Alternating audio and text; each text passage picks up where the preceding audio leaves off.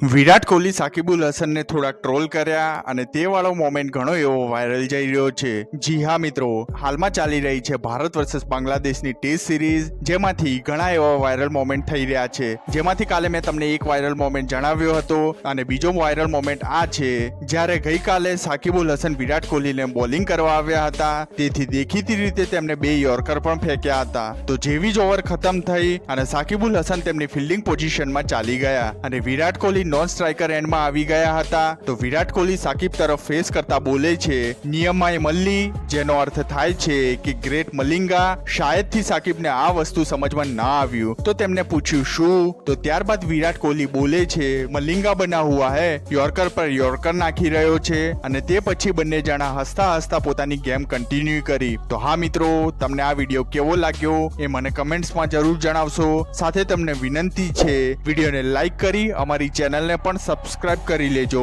જેથી કરીને તમને આવા મજેદાર ક્રિકેટના લગતા સમાચાર મળતા રહે।